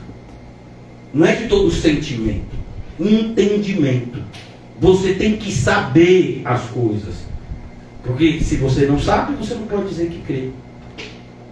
Porque a fé pressupõe conhecimento. Se a fé é eu confiar no que vai acontecer e eu não estou vendo, eu preciso antes saber o que vai acontecer. Senão eu não posso nem exercer a fé. Aí você vê uma multidão de crentes sentindo. Eu sinto. Você não tem sentimento. Sentimento depois. Primeiro, reflexão, pensamento. E se tiver sentimento, domine. Com o quê? Com o pensamento da palavra de Deus revertido em fé. Transformado em fé. Informação que você crê e por isso a gente chama de fé. Porque essa informação veio de Deus e ela é digna de toda a nossa confiança. Por conta do autor, por conta daquele que nos entregou ela. Então, concluindo. Pelo contrário, juntamente com a tentação, a ideia que é no mesmo pacote. Sabe quando você recebe aquela sacola de compras, né? Você pode comprar hoje, tem tanto aplicativo de compras hoje, né? Aí chega aquele pacotinho de compras, pois é, no mesmo pacote. Não sei se vocês já compraram pizza por aplicativo. Normalmente a pessoa tem lá um negocinho que você pode clicar. Você quer ketchup ou maionese? Você pode clicar. Você vai comprar alguma coisa. Precisa de talheres de plástico? Se a pessoa estiver em casa, não precisa. Se a pessoa estiver no trabalho, de repente precisa. Tem lá no aplicativo as opções. A ideia aqui é, vem no mesmo pacote. O que, pastor? Da tentação, vem no mesmo pacote a capacitação para vencer a tentação. E esse é um dos versículos que infelizmente as pessoas distorcem e fazem isso sabe, há uma perda tão grande na distorção de qualquer versículo, mas esse aqui em especial é imensa. Porque o que a maioria das pessoas entende é o seguinte, vem a tentação e Deus mostra a saída. Então a tentação chega como um monstro, você sai correndo procurando uma saída. É como se o crente fosse covarde. Não tem nada disso. A gente não tem covardia, pelo contrário. Então o que a Bíblia diz aqui é, juntamente com a tentação vos proverá livramento. De que forma? De várias formas, inclusive te fortalecendo para destruir Golias. Não foi o caso de Davi. Qual era a tentação ali? Não confiar em Deus. Golias gigante vai matar todo mundo. É impossível Golias matar todo mundo. Golias, por maior que ele fosse, ele era um homem. Mas ficou todo o povo com medo de Golias. Porque medo é assim. Medo é uma coisa que às vezes surge de maneira justificada. Medo de barata. Outro dia eu estava conversando com uma pessoa, uma criança assim, que era da minha família. Eu evito às vezes falar nome, né? Que às vezes a pessoa não gosta. É uma pessoa bem próxima a mim que fala: eu tenho medo de tubarão. Aí quando eu estou tomando banho, eu fico pensando que o tubarão vai entrar no box. Eu digo: não entra não, fique tranquilo. No box não vai entrar. Quando eu estou tomando banho de piscina, eu tenho medo que o tubarão vai dizer: não, o tubarão é água salgada. Pode entrar até um jacaré, na piscina pode ter até uma jiboia. Meu tio, você não está me ajudando. Já entendeu quem falou comigo, né? Meu tio, não está me ajudando. Não, não tem tubarão. Porque se o seu medo for de tubarão, perca agora. Seja livre. O tubarão não vai entrar no box. Não vai. Estou tomando banho, fecho o olho e penso que o tubarão vai chegar. Eu estou lá para olho assustado. Não vai chegar o tubarão. Não vai. Lá não, acho que aparece em outros lugares, mas lá não. Então a ideia aqui é: vai prover livramento. Por meio do que? Da capacitação. Quando Jesus disse: ir por todo mundo e pregar o evangelho a toda a criatura, ele disse antes: e eu estarei com vocês. Ele disse antes: e todo o poder me foi entregue no céu e na terra. Informações extremamente necessárias. Para quê? Para a gente entender a veracidade disso aqui. Está vendo? Veio uma tentação muito grande. É enorme. Eu não consigo suportar. Consegue? Consegue. Não, é muito maior do que eu achava que fosse. Sim, desde quando o seu achismo é alguma coisa digna de confiança? Nosso achismo nunca deveria ser levado a sério. É o nosso achismo. Vos proverá livramento, de sorte que possais fugir. Não, suportar. Glória a Deus. Pastor, como é? Eu preciso muito de batalha, entender um pouco de batalha espiritual. Curso intensivo de batalha espiritual. 30 segundos de curso intensivo de batalha. E funciona? Sujeitai-vos a Deus. Glória a Deus. Resistir ao diabo e ele Fugirá de vós. Mas se eu não me sujeito a Deus, não resista ao diabo, quem sai fugindo deu. Igual o 7 lá de Éfeso. E vai acontecer isso, talvez já tenha acontecido, você nem percebeu. Porque fugir do diabo, irmãos, não necessariamente é de uma pessoa possessa. A gente foge de tantas situações na nossa vida que a gente deveria enfrentar. Que a gente deveria falar: não, é para mim. Deus chamou, fui eu. E isso, mais uma vez, isso não é nenhum tipo de soberba. Não, isso é fé. Se Deus me mandou fazer algo, então eu vou e faço. Mas aí aparece um inimigo muito grande. Então eu preciso repensar a ordem que Deus me deu? Claro que não. Porque o mesmo Deus que me deu uma ordem disse que estaria comigo. O mesmo Deus que me deu a ordem disse que tem todo o poder do céu e na terra. O mesmo Deus que me deu a ordem também me ensinou que essas dificuldades fazem parte da ordem que Ele me deu. Tenho que confiar. E ali é uma oportunidade de eu exercer confiança. Eu não posso confiar em Deus quando está tudo indo bem.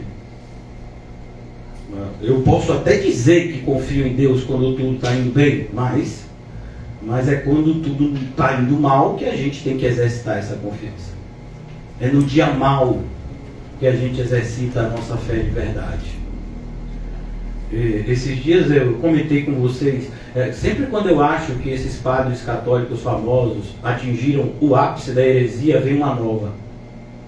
Eu comentei aqui alguns meses atrás, eu acho, uma frase do padre Fábio de Mello. Vocês já sabem que esse padre não é padre, que não é crente, que não é nada, né? Ele é um popstar, que acha que é intelectual, ainda tem isso. Então ele disse essa frase, ele disse assim, essa frase dele, muito inteligente essa frase, é algo risível até no meio que ele diz fazer parte, né, dos intelectuais. O difícil não você não vê a frase é mais ou menos assim, é que eu não vou decorar esse tipo de asneira, mas a ideia é mais ou menos assim, não é difícil ver seus amigos, você vê seus amigos de verdade, não quando você está passando por dificuldade, você vê seus amigos de verdade quando você está usufruindo do seu sucesso, porque só alguém que seja seu amigo de verdade pode se alegrar com a sua alegria. Eu falei, isso não está de brincadeira. Não é possível que ele falou isso. É possível, ele falou isso e milhares de pessoas curtiram e compartilharam. Então quer dizer que você conhece mesmo uma amizade porque você se dá muito bem. Então todos os amigos de Neymar são muito amigos dele. É isso que você está me dizendo? Então, os milhares de exemplos na história da humanidade de pessoas que tiveram muito sucesso e quando perderam foram desprezadas, aquilo dali eu finjo que nunca existiu. Eu risco, sabe, o meu cérebro eu tiro e boto de molho. Esse homem está querendo que a gente seja burro. É um sacerdote católico que os evangélicos gostam, sabia? Sabia que tem evangélico que ouve música dele? Sabia que tem evangélico que diz que ele é que ele é uma pessoa assim, muito boa? Só pode estar brincando, né? Não, eles falam sério. E ainda dizem, tá vendo? É por ele que eu acredito que católicos e evangélicos nem fala de protestante, porque nem sabe evangélicos e católicos deveriam estar juntos. Somos todos cristãos. Como assim? Então você perdeu a data, porque foi esse final de semana que eles celebraram a missa de Santa Dulce dos Pobres. Você não foi por quê? Não, eu sou evangélico. Não sei, você não disse que cristão é católico e evangélico no mesmo prato? Quem não foi para Santa Dulce dos Pobres? Foi agora que comemoraram. Então, quando a gente se debate, quando a gente se depara com textos como esse, a gente percebe por que os cristãos vivem tão ansiosos. Primeiro, não tem fé. A falta de fé leva à falta de confiança. A falta de confiança leva à ingratidão. A ingratidão leva à falta de adoração. Adoração, falta de adoração, murmuração. E o final, a falta de confiança, falta de adoração, falta de gratidão vai levar à falta de santificação. Porque a realidade evangélica hoje é um povo que não se santifica, não quer se santificar, e se vê alguém se santificando, ainda aponta o dedo e critica. Por quê? Por isso. Lembra? Falou da mediocridade. Eu sou nota, não vou nem dizer 10, né? Eu sou nota 9. Não, eu sou nota 0. Anote aí, nota 0. Pelo menos não sou medíocre. É os evangélicos hoje. Batam palma, nota 0 está passando. E por que ninguém quer ser nota 10? Porque nota 10 é um trabalho. Irmãos, você já teve a oportunidade de conversar com uma criança que é estudiosa? Não estou falando nem adulto. Uma criança que é estudiosa.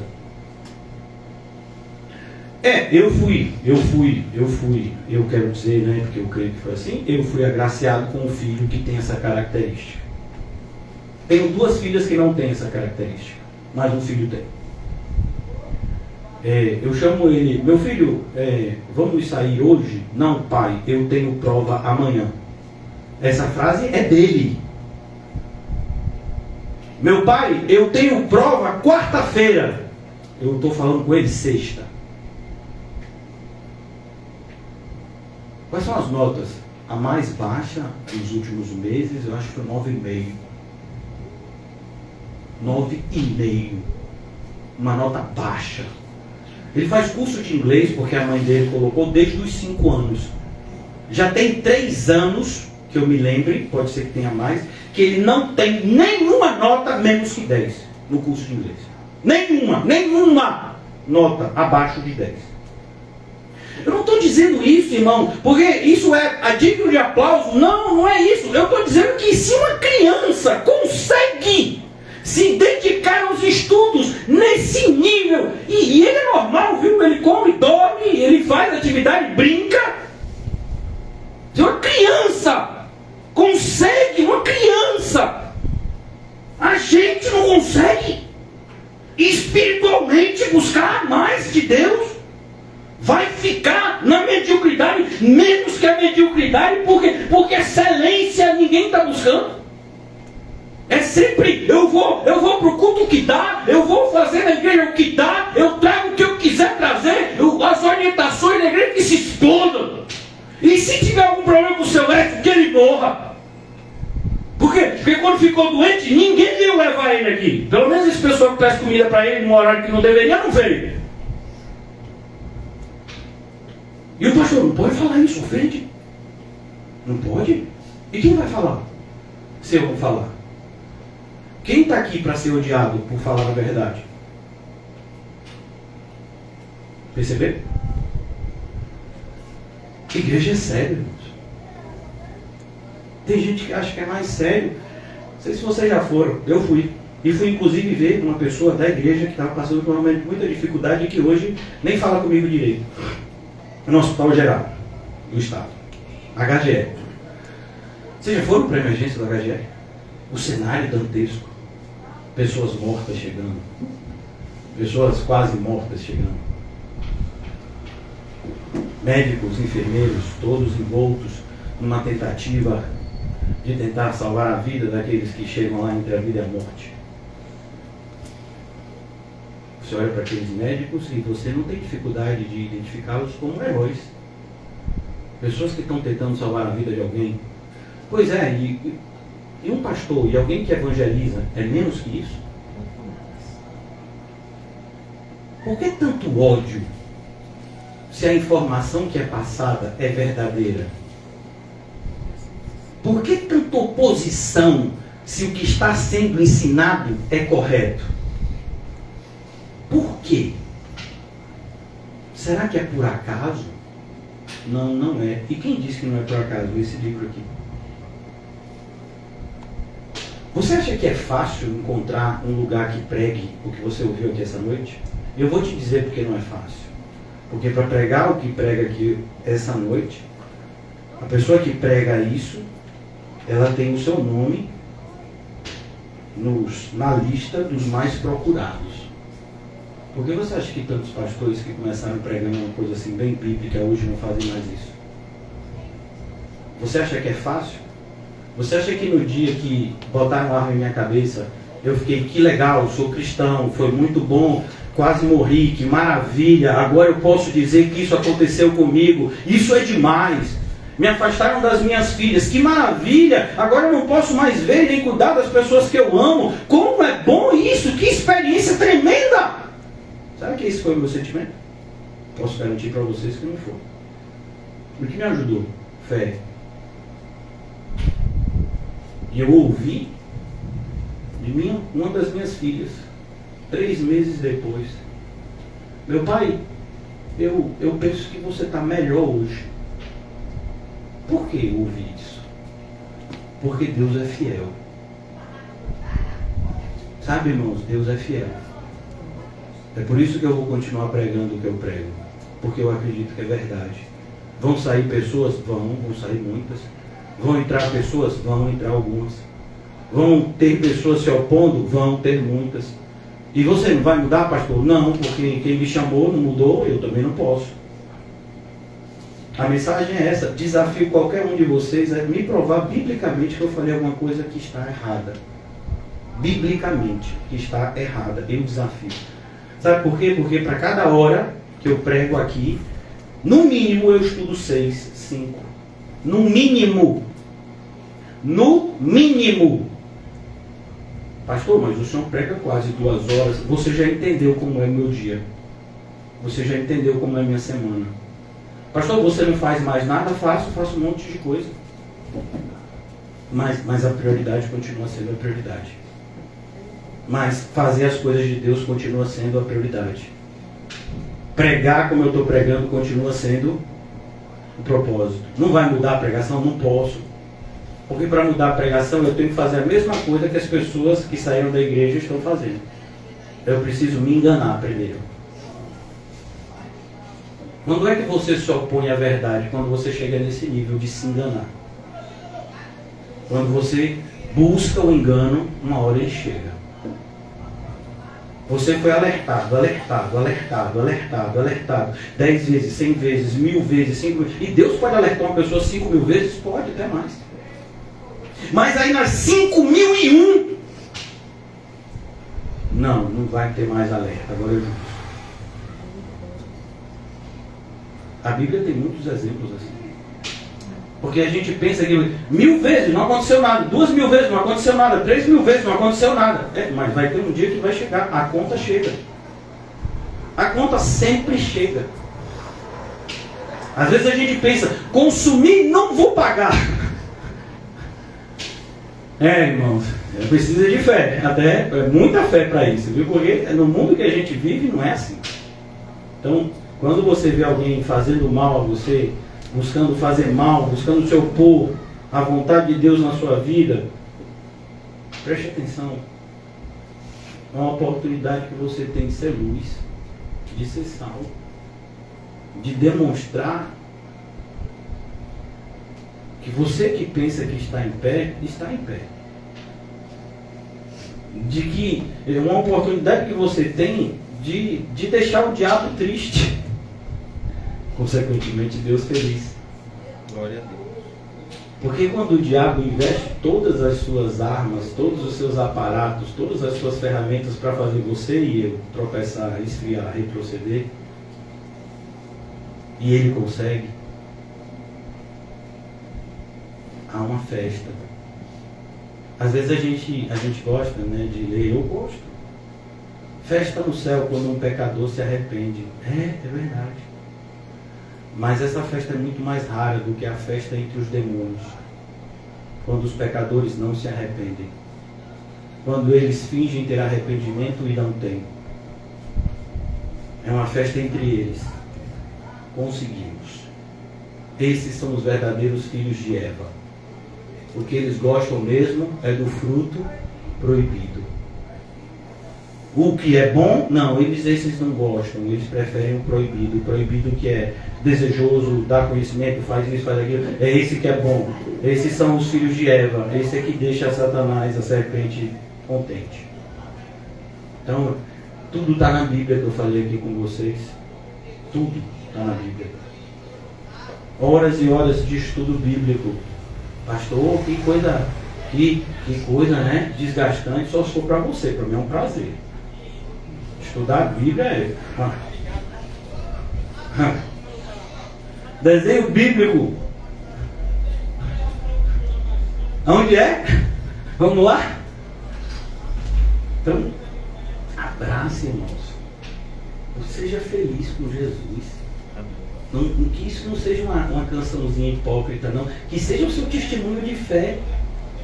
Inclusive essa canção é uma canção tão linda, porque a pessoa escreveu essa canção quando perdeu 3 filhas num mesmo acidente e foi informado pela sua esposa, se eu não me engano, foi aqui que as nossas filhas morreram afogadas. E aí ele entrou no quarto lá do navio, sentou na escrivaninha e escreveu essa canção, Sou Feliz com Jesus. Não foi quando as filhas nasceram, não foi quando ele fez bodas com a esposa, podia ter sido. Não, foi quando ele perdeu as 3 e foi informada por ele, pela esposa. Foi aqui que as nossas filhas morreram. Não morreram, sou crente. Elas estão no céu e a gente vai se encontrar com elas. Sou feliz com Jesus. Sou feliz com Jesus. Olha que coisa linda, irmãos. Percebe por que a ansiedade foge de uma pessoa assim? Imagine a ansiedade chegando perto de você. Vou atentar essa pessoa e atentar, bem segundo o verbo, atentar essa pessoa. Vou tentar ela. Uma ansiedade chegando e aí a pessoa, sou feliz com Jesus. Aí a ansiedade, você é um crente hipócrita. E a pessoa vai conversar com outro demônio e o demônio diz, não, aí é de verdade. Aí passou por umas situações hoje que eu nem acreditei que está cantando essa música. Eu estou aqui incomodado. Quem está falando isso de um demônio para o outro? Essa pessoa não. É melhor a gente adiantar, procurar outro, porque essa daqui, hoje, pelo menos hoje, não vai dar para a gente botar a tropeçar. Porque eu já fiz de tudo. Já botei para pagar a passagem de ano 3 vezes. E a pessoa ainda deu risada no cobrador. Eu já fiz essa pessoa passar por 2 ruas e nas 2 de cada lado o carro passou. passou e a poça molhou. Eu já fiz essa pessoa ser assaltada 2 vezes no mesmo dia. O primeiro assaltante levou o celular, o segundo assaltante levou a mochila. E essa pessoa está com a mão no bolso e eu sou feliz com ele. Companheiro diabo, vamos para outro. Poderia ser você. Não, eu não, pastor, você é doido. Percebeu porque 10 leprosos só voltou 1? Pastor, o senhor está voltando para o começo? Não, eu estou falando a mesma coisa o culto todo. E eu posso fazer isso o dia inteiro. De Gênesis a Apocalipse. De Gênesis a Apocalipse. Falando as mesmas coisas. Gratidão, louvor, adoração, santificação, coisas semelhantes. Não tem, irmãos, coisa melhor do que você ser feliz com Jesus. Não tem. É por isso que, sabendo o que perdeu Satanás, quer tirar isso de você também. Ou você já se esqueceu a história dele? Que ele estava lá. E ele sabe que você e eu, a gente não é anjo. Pastor, a gente não é anjo. Pois é, a gente foi alçado de uma maneira assim, surpreendente, para um patamar maior que o dos anjos. Como assim, pastor? Você não sabia? Você é filho de Deus. Os anjos não são filhos de Deus, nós somos. E você não é feliz com Jesus? Não entendi. Para quem você está pregando, pastor? Para mim. Isso que eu contei, que vocês acharam assim aterrorizante, alguns, irmãos, isso foi uma das coisas mais tranquilas dos últimos meses. Depois disso, da iniciativa, do que iniciou, deu um susto, aconteceram coisas ainda mais graves. Mas a graça daquele dia é engraçado, ela continua me seguindo. E vai acontecer com você também. Porque, como disse o apóstolo Paulo, sabe a coroa que me está reservada? Não é só para mim, é também para todos aqueles que amam a Cristo. Glória a Deus. Aí eu tenho que dizer algo, porque tenho que dizer. Cuidado quando você sai por aí abençoando as pessoas, porque a Bíblia diz: maldito todo aquele que não ama o Senhor Jesus. E não ama o Senhor Jesus não é uma pessoa que pega o nome de Jesus e risca, ou que desenha Satanás e diz: sou satanista. Não ama o Senhor Jesus é simples, não obedece. Porque a equação é: quem me ama, como é que eu sei que uma pessoa me ama? Como é que eu sei que eu amo? Eu obedeço. Então, se eu não obedeço, eu não amo. Pastor, eu não obedeço, mas eu acho que eu amo. Percebeu? Seu achismo não é digno de confiança. A Bíblia é. Então, irmãos, eu vou concluir aqui. Como eu disse a vocês, eu poderia fazer isso a noite inteira. É um prazer. E tem gente que fica com medo, eu sei. Eu já presenciei. Então, é bom, irmãos, ser feliz com Jesus. Não perca essa oportunidade. Abrace essa adversidade que você está tentando fugir e seja feliz com Jesus. Você vai se surpreender. Porque milagres acontecem todos os dias. Às vezes a gente não enxerga porque a gente está fugindo deles. A gente às vezes está fugindo do que nos abençoaria. Então, antes de você fugir de alguma situação que no primeiro momento é vista como desagradável, equacione isso à luz da palavra de Deus. Pense se isso glorifica a Deus, se suportando aquilo, se perseverando, se perdendo algo materialmente falando, emocionalmente falando, mas você entende que vai haver um ganho espiritual. Não fuja do que enriquece você espiritualmente. Porque a nossa vida ela vai ser muito mais vivida no porvir do que aqui. Ó Senhor, nos ajuda. Eu serei provado 2 vezes em tudo que eu preguei. Eu sei disso porque o Senhor falou. Ajuda-nos a viver essa vida, Senhor, de atletas de Cristo.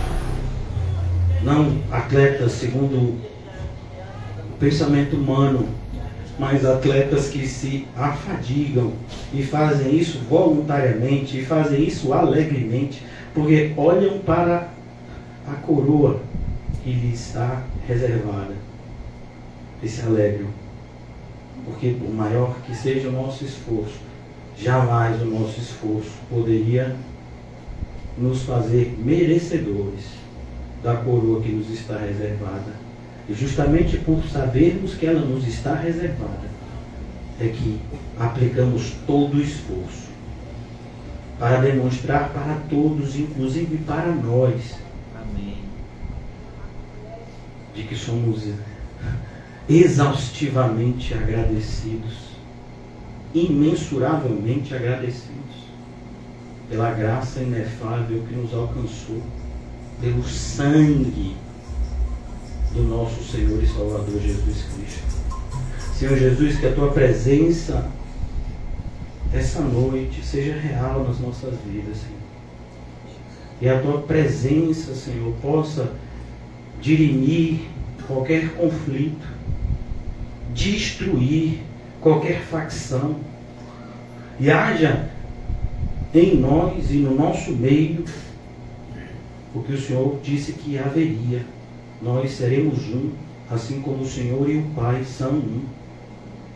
Ó Senhor, que assim seja, que se cumpra em nós cada uma das Tuas promessas, Senhor, em relação ao Teu povo, porque nós somos Teu povo, Senhor. E que ao compreendermos a maravilha de sermos contados Teu povo, possamos viver nessa imensa felicidade que só pode ter a nação cujo Deus de Israel é o Senhor. Que possamos compreender, Senhor, que felicidade não é o que o mundo diz que tem que ser buscado, mas que, pelo contrário, felicidade é aquilo que acompanham os crentes aonde eles estiverem. Ó Senhor Jesus, nos ajuda a ver o que precisamos ver, para que possamos viver como devemos viver.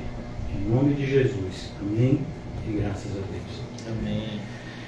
Amém, irmãos. Deus nos leve em paz e repletos da alegria santa.